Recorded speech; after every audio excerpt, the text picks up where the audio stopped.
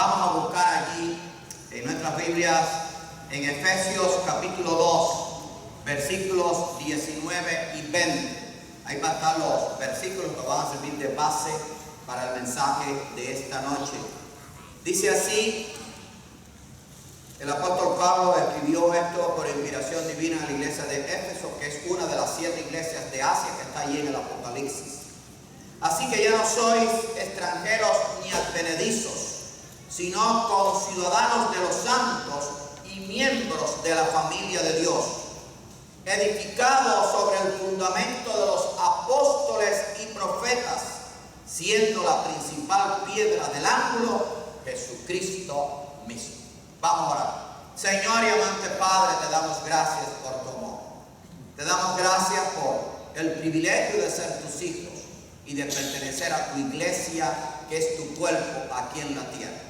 Y gracias porque ella no está fundada sobre ningún fundamento de hombre, sino sobre ti mismo y sobre la enseñanza de tu palabra. Gracias, Señor. Gracias te damos porque tu Hijo es la roca, el fundamento de la iglesia. Ayúdanos, Señor, a entenderlo siempre. Gracias por tu amor. En el nombre de Jesucristo. Amén. Bien, amados hermanos, hemos titulado este mensaje ¿por qué la iglesia es indestructible? Y claro, esto lo estamos haciendo porque estamos cumpliendo el segundo aniversario de este templo nuevo, aunque para la gloria de Dios vamos a tener 2 celebraciones casi pegadas. El último domingo de octubre celebramos el 39 aniversario de la organización de esta iglesia como Iglesia Bautista Betel, y damos gloria a Dios por él. Ahora bien, este pasaje que leímos dice así: edificado sobre el fundamento de los apóstoles y profetas, siendo la principal piedra del ángulo Jesucristo mismo.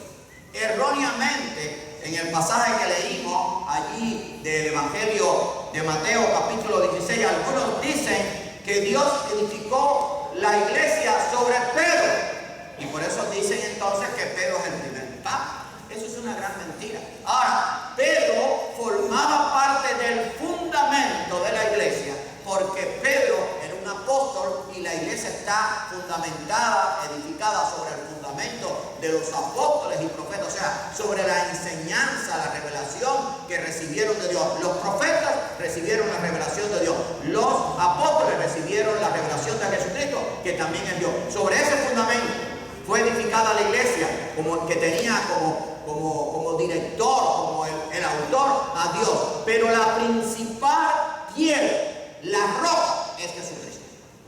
¿Qué hubiera pasado con la iglesia si la iglesia hubiera sido fundada sobre los hombres?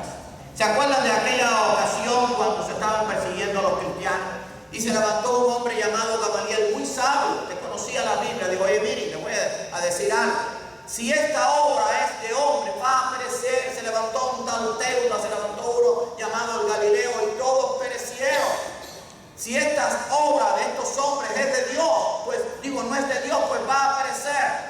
Pero hermano, la evidencia histórica, bíblica, y la tuya y la mía, de que estamos aquí, demuestra que la iglesia es obra de Dios. Por eso es indestructible. Eso que estoy hablando de Gamaliel hace casi 2000 años atrás, por lo menos 1940 años atrás o 1950 años atrás, y todavía la iglesia permanece, porque la iglesia es indestructible. Y vamos a ver algunos aspectos.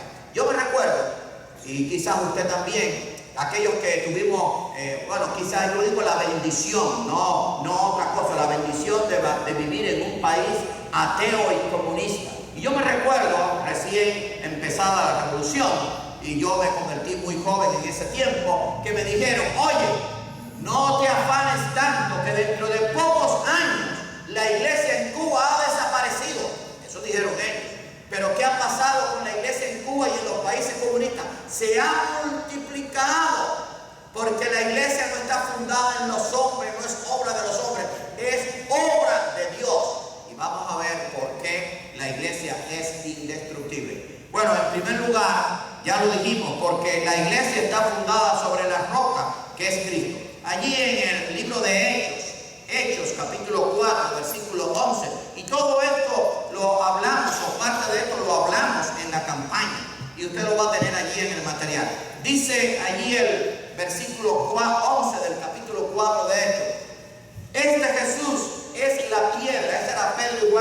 auxilio. Este Jesús es la piedra reprobada por vosotros los edificadores, la cual ha venido a ser cabeza del ángulo. O sea, la piedra principal sin la cual el edificio no se podía mantener en pie.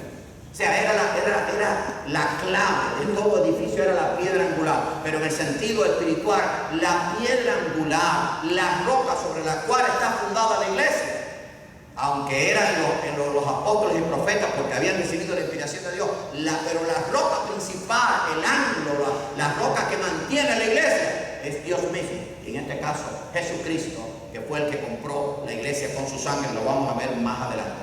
¿Por qué es indestructible la iglesia? Porque está fundada sobre la roca. ¿Qué dijo el apóstol Pablo? Escribió el apóstol Pablo a los Corintios, primera de Corintios, capítulo 3, versículo 11. Dice, porque nadie puede poner otro fundamento que el que está puesto, el cual es Jesucristo.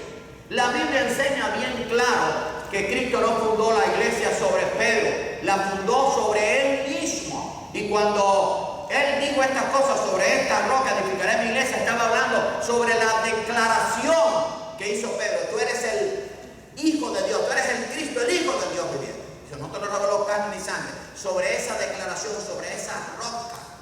Aunque Pedro significaba roca. Bueno, algunos comentaristas dicen que la palabra Pedro, en el sentido de Pedro, era roca pequeña, y la roca de que habló Cristo era una roca gigantesca o una roca que era un fundamento. Pero no vamos a entrar en esa discusión. El asunto es que bíblicamente, a la luz de la historia, la iglesia no fue fundada sobre hombres, fue fundada sobre Jesucristo. Ahora, los apóstoles y profetas tuvieron su parte, fueron parte de ese fundamento, pero tanto los apóstoles como los profetas recibieron la orientación de Dios mismo. Por eso es que decíamos en los estudios, en la campaña, en el estudio, que decíamos que ahora no tienen razón de ser los apóstoles y profetas de ahora. Ya eso se terminó, ya la iglesia fue fundada. ¿Cuál es el problema con los apóstoles y profetas de ahora? Por eso decimos, aseguramos, ratificamos, y está comprobado por la Biblia, porque la Biblia lo respalda, que todos los apóstoles y profetas de hoy, todos sin excepción, son falsos. ¿Quién los nombró? ¿Con qué autoridad? Y además, ¿para qué? Si ya la iglesia está fundada. Entonces, hermanos, qué hermoso saber que la iglesia está fundada sobre la roca que es Cristo. Allí en el pasaje que leímos al comienzo dice que es la piedra angular, lo principal que sostiene la iglesia. No somos ni tú ni yo, no es el pastor, no son los diáconos, no son los líderes, es Jesucristo. Él es la piedra angular, Él sobre eso se sostiene. Ahora, Cristo allí lo enseñó. Allí en Mateo, capítulo 7, versículo 24, dice lo siguiente. Dice Mateo 7, aparte del pasaje que leímos, Mateo 7, versículo 24. Cualquiera que me oye estas palabras y las hace, le compararé a un hombre prudente que edificó su casa sobre la roca. La iglesia está fundada sobre la roca.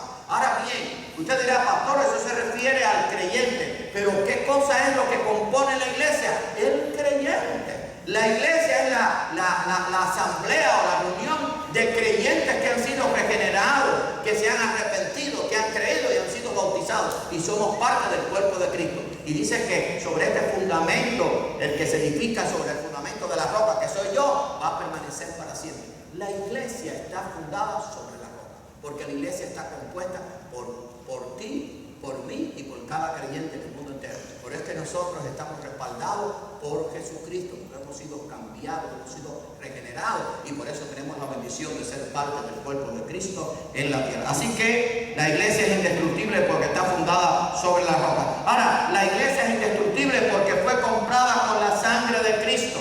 De eso hablábamos anoche, pero para los que no pudieron venir lo van a escuchar ahora. Dice allí en Hechos 20, versículo 28. Hechos 20, versículo 28. Por tanto, mirad por vosotros mismos y por todo el rebaño en que el Espíritu Santo os ha puesto por obispo para apacentar a la iglesia del Señor, la cual Él ganó por su propia sangre. Eso fue el discurso del apóstol Pablo allí en Mileto. La iglesia fue comprada con la sangre de Jesucristo. Por lo tanto, no podemos menospreciarla. ¿Cuántas veces hemos escuchado? No, yo soy cristiano, pero no necesito ir a la iglesia. Mire, si usted menosprecia la iglesia, tiene un gran problema. Estoy hablando de una iglesia que predica la palabra. Por supuesto, hay iglesias que tienen una doctrina errada, que tienen un falso profeta, un falso apóstol. Bueno, váyase de allí si no se puede resolver la situación. Pero estoy diciendo la iglesia de Jesucristo. Si usted la menosprecia, ¿sabe qué pasa? Usted está menospreciando la sangre de Cristo. Fíjense qué problema es. Porque la iglesia, decíamos en la campaña y lo repito ahora, la iglesia no le hace falta al Señor Jesucristo, ni le hace falta a Dios el Padre, porque ellos están allí en el tercer cielo y millones de ángeles le sirven. La iglesia fue comprada por la sangre de Jesucristo porque tú y yo la necesitamos para estimularnos, para crecer espiritualmente, para orar los unos por los otros, para congregarnos, para orar juntos. A Dios no le hace falta la iglesia. Si usted creía que a Dios le hacía falta la iglesia, usted está completamente equivocado. La iglesia Cristo la compró porque sabía que nos hacía falta a nosotros. Y si no haga la prueba, ojalá que no la haga. Aléjese de la iglesia y no venga a la iglesia. Para que usted vea lo que va a pasar, se va a ir enfriando. Usted va a decir después, de la iglesia no quiero ni saber. Si el templo está por aquí, me voy por la otra calle, no quiero ni verlo. Pero hermano, cuando usted menosprecia a la iglesia, está menospreciando la sangre de Jesús. Porque la iglesia Cristo la compró con su sangre. No fue con un precio cualquiera, un precio incalculable. Así que por eso es indestructible, porque fue comprada por la sangre de Cristo. El apóstol Pedro escribió lo siguiente, ahí en su primera epístola, primera de Pedro, capítulo 1, versículos 18 y 19. Sabiendo que fuiste rescatado de vuestra vana manera de vivir, la cual recibiste de vuestros padres, no con cosas corruptibles como oro o plata, sino con la sangre preciosa de Cristo, como de un cordero sin mancha y sin contaminación. Hermano, nosotros pertenecemos al cuerpo de Cristo en la tierra, la iglesia, la cual Él compró con su sangre. Y no puedo menospreciarla, tengo que amarla, tengo que trabajar en ella, tengo que poner mi talento, tengo que poner mi servicio, no importa las lágrimas, no importa la adversidad. Si usted quiere servir en la obra del Señor, pues amárrese los pantalones o amárrese bien la saya, porque va a recibir palos y va a recibir obstáculos, porque el que sirve va a tener que derramar lágrimas. Si usted lo quiere comprobar, léase 2 de Corintios 11. ¿Quién sirvió? Uno de los que más sirvió en la iglesia primitiva no fue el apóstol Pablo. Miren todo lo que pasó: peligro, injusticia, calumnia y también el peligro de entre falsos hermanos. Hermano, a veces tenemos que derramar lágrimas. Si usted quiere servir, prepárese, te va a derramar lágrimas y te va a sufrir. Miren, a veces se habla, no, que los pastores, estoy hablando de pastores que aman al Señor, que gracias a Dios hay muchos, gracias a Dios hay muchos. Pero usted no sabe las lágrimas que derrama el pastor, las incomprensiones que tiene que a veces aguantar, a veces los juicios mal infundados que se emiten contra él. Pero ¿saben qué? El pastor ama el rebaño, el pastor verdadero. Igual que los apóstoles amaban y sufrían y padecían. Si usted quiere servir y no sufrir, mire, ni se meta a servir, porque no va a durar nada. Pero es un privilegio servir en la iglesia del Señor, que fue comprada con su sangre. La iglesia es propiedad de Dios. No es propiedad ni del pastor, ni de la Convención Bautista del Sur, ni de la Iglesia Bautista Betel. La iglesia es propiedad de Dios, porque su Hijo fue el que pagó el precio. Y tú y yo. Nosotros podemos edificar el templo, pero el templo no es la iglesia. La iglesia somos nosotros. Nosotros somos la iglesia. Claro, cuando se edifica el templo para la gloria de Dios, Dios nos va a bendecir como lo ha hecho con nosotros. Pero la iglesia es propiedad de Dios.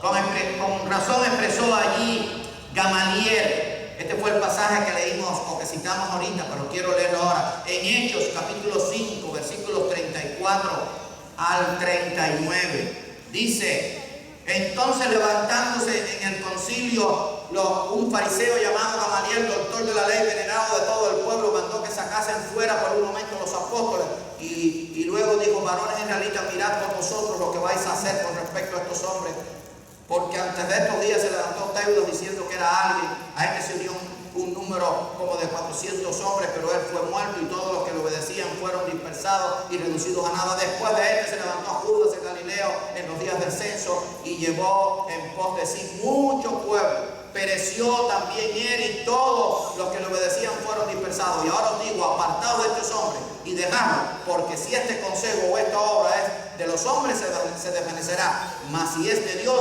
no la podréis destruir, no seáis tal vez hallados luchando contra Dios. ¿Por qué usted cree que la iglesia del Señor no ha sido destruida? La han tratado de destruir de todos los medios.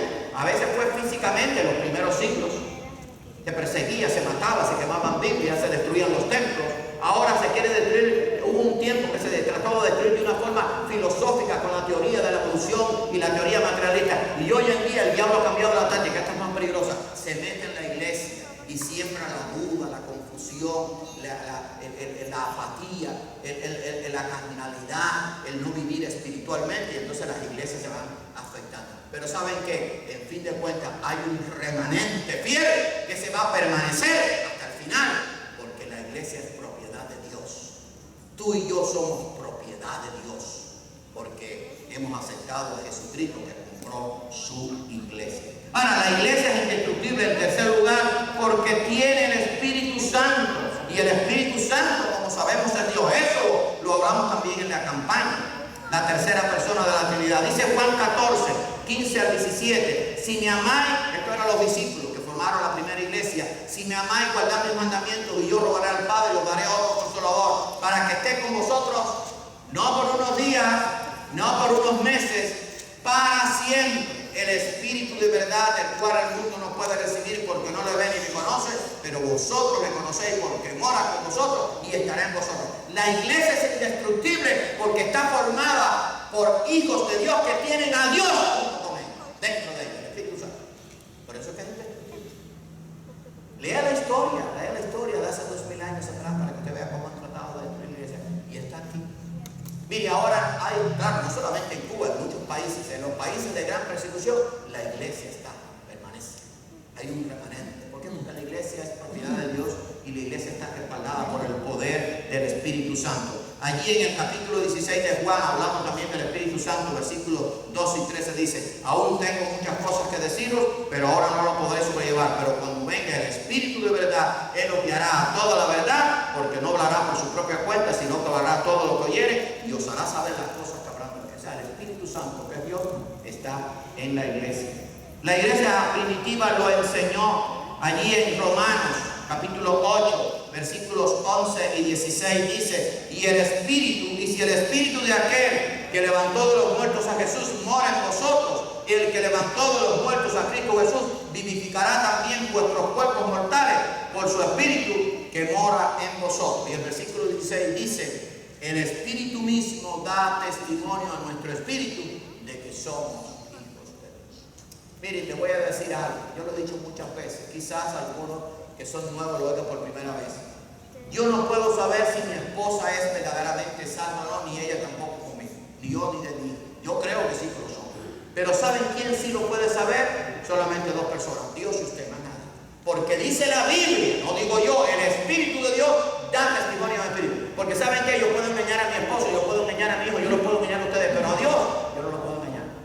Y usted sabe si usted es hijo de Dios cuando usted conversa con Él. Que no somos perfectos, yo lo sé. ¿Se acuerdan de Pedro cuando el Señor le preguntó 3 veces: Simón, hijo de Jonás, me amas?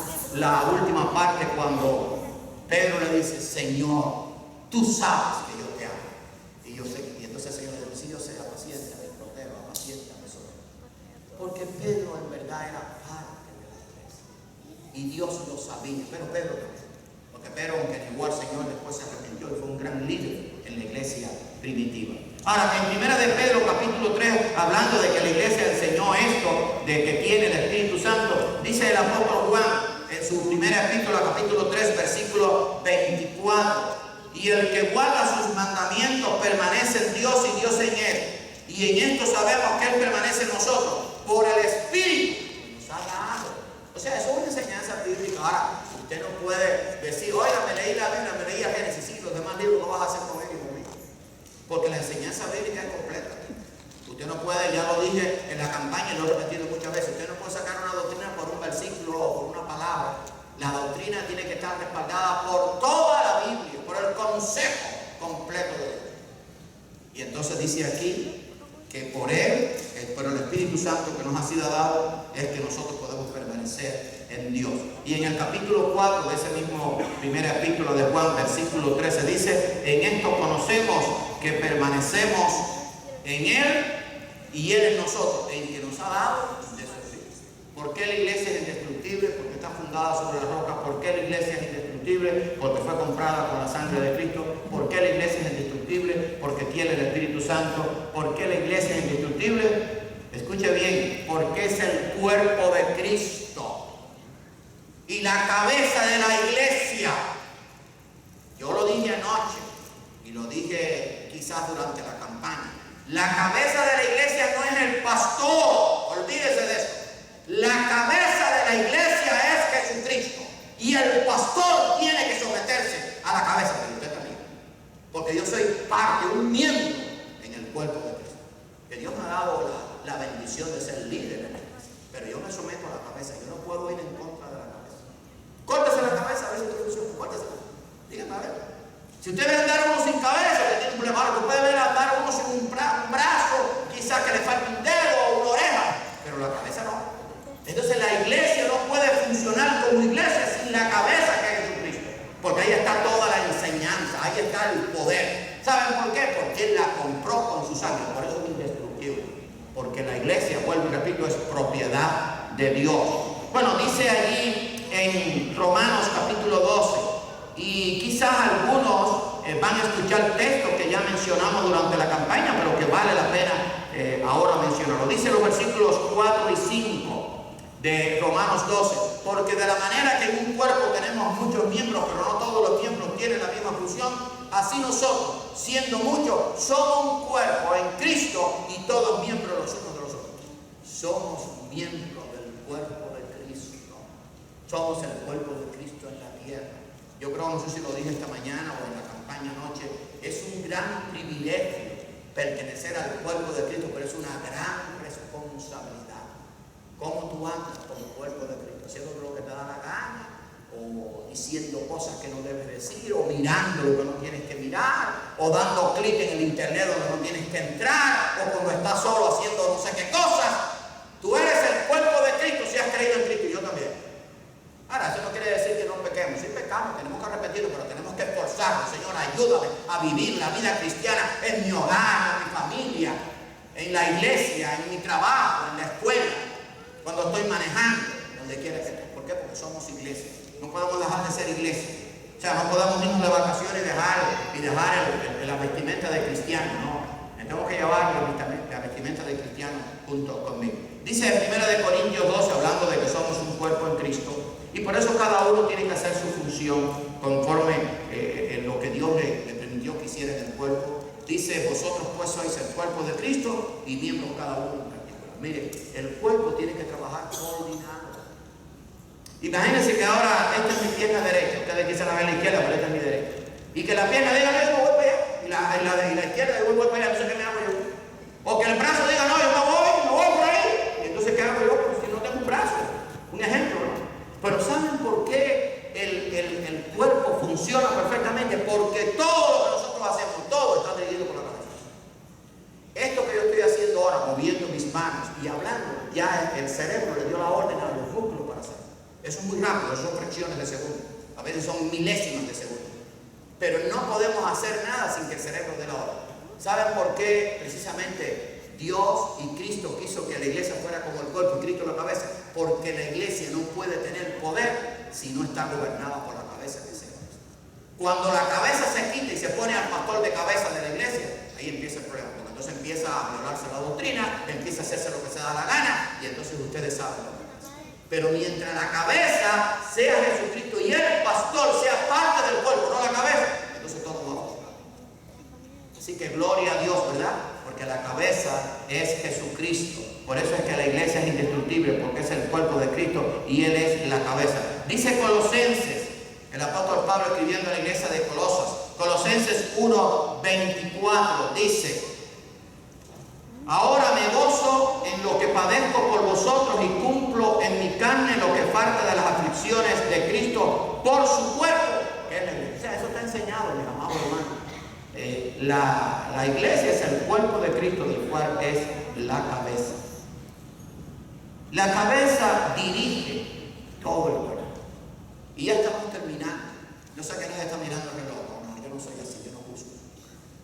Pero déjenme decirle algo.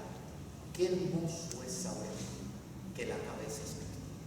Usted sabe que el pastor se puede equivocar y se ha equivocado. Y me voy a seguir equivocando. Pero ¿sabe qué? Lo importante no es equivocarse, sino lo importante es que usted diga, perdón. perdóname, me arrepiento, cometí un error. Eso lo tiene que decir, eso tiene que empezar por el pastor. Pero a veces el pastor lo hace, o quizás hay algunos que lo hagan, pero yo por lo menos lo hago. Y entonces un líder se equivoca y no quiere reconocer que se equivocó. Pero ¿sabe quién no se equivoca nunca? ¿Quién no comete ningún error? Y por eso Él es la cabeza de la iglesia, Jesucristo. Jesucristo es perfecto, porque es Dios. Por eso la cabeza de la iglesia no puede ser ni tú ni yo. La cabeza de la iglesia la tiene que dirigir Jesucristo, y por eso es indiscutible. Y empezando porque Él la compró con su sangre y nos dio su espíritu, que es parte de Dios. Vamos a leer allí en Efesios, unos versículos, Efesios capítulo 1, hablando ahora de Cristo como el que guía, ¿verdad? La iglesia. Dice Efesios 1, 22 al 23, sobre todo principado y autoridad y poder y señorío, sobre todo nombre que se nombra, no solo en este siglo, sino también en el venidero. Está hablando de Cristo. Y sometió todas las cosas bajo sus pies y lo puso por cabeza sobre todas las cosas a la iglesia, la cual es su cuerpo, la plenitud de aquel que lo llena en todo. Hay cientos de pasajes, decenas de pasajes que hablan de que Cristo es la cabeza. Y con todo eso, hay iglesias que le cortaron la cabeza a Cristo y se pusieron de cabeza a Pablo. Y ustedes saben a qué manera. Es triste. Por eso nunca permitan que nadie venga aquí y quite de cabeza a Jesucristo. Eso no lo podemos permitir. Si alguien quiere quitarle la cabeza a Cristo, que tiene que irse a culto, ustedes están autorizados para eso. ¿Saben que al pastor lo pone en la iglesia y lo quita a la iglesia? Yo no sé, y esto tristemente está sucediendo. Yo no sé cómo hay pastores que se cogen la iglesia y se adueñan las iglesias y se roban la iglesia y hacen lo que le da la gana y no pasa nada. La iglesia es el cuerpo de Cristo y es el que pone y quita al pastor. Punto. Usted sabe que un pastor puede estudiar en el seminario, puede hacerse doctor en divinidades, puede graduarse, no sé, y estudiar no sé cuántos años. Si no hay una iglesia que lo ordene, bueno, por lo menos desde el punto de vista bíblico, no puede servir como pastor. Claro, no, ahora ellos ordenen ellos mismos. Compran la iglesia, la compran allí, compran el dinero y compran a los miembros. Bueno, es un desastre. Estoy hablando de esas iglesias. Gracias a Dios que no son muchas, pero sí hay bastante. Pero hay un remanente fiel. La cabeza es Jesucristo. Por eso es que la iglesia no puede ser destruida. Ahora, dice allí en el mismo epístola de Efesios, capítulo 4, versículo 15, sino que siguiendo la verdad en amor, crezcamos en todo, en aquel que es la cabeza. Esto es Cristo, y sigue enfatizando. La cabeza es Cristo, no era Pablo en su tiempo, no era Pedro, no era Juan. Ahora, allí en Efesios, capítulo 5, versículo 23, las casadas estén sujetas a sus propios maridos como al Señor, porque el marido es cabeza de la mujer, así como Cristo es cabeza de la iglesia, la cual es su cuerpo y es de sus amores. Hermano, más claro en el agua. Yo no puedo quitar de la iglesia a la cabeza, que es Cristo. Por eso es que la iglesia es indestructible, porque es el cuerpo de Cristo en la tierra, pero Él es la cabeza y Él la compró con su sangre. Hay otros pasajes que hablan que son hermosos. Hermano, como conclusión, la iglesia es indestructible porque es propiedad de Dios. Es su cuerpo en la tierra y ese cuerpo tiene una cabeza y esa cabeza es Jesucristo. La iglesia fue comprada con la sangre de Jesucristo. No la podemos menospreciar. Tú y yo lo único que podemos hacer es, Señor, úsame como un instrumento para tu honra y tu gloria. Y si ustedes se fijan, en el cuerpo hay muchos miembros. Haga la parte que le corresponde y respete a los demás. Yo no le puedo decir a la mano derecha que hace lo que hace la izquierda, porque me va a salir mal. Yo no le puedo decir a la lengua que me funcione como oído, porque no funciona. Yo no le puedo decir a los ojos que me funcionen como los pies, no funciona. Cada uno tiene su función. Da gracias a Dios por la parte que tú eres en el cuerpo de Cristo. Y todos son importantes, todos son importantes. Mire, yo le voy a poner una cosa muy sencilla. Trate de hacer muchas cosas sin el dedo pulgar. Si no los dedos pulgares, trate de hacer.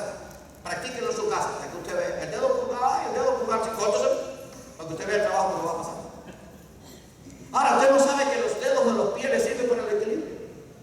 Córtese varios dedos, varios pies, porque usted que tiene que ponerse prótesis, porque si no usted no puede caminar.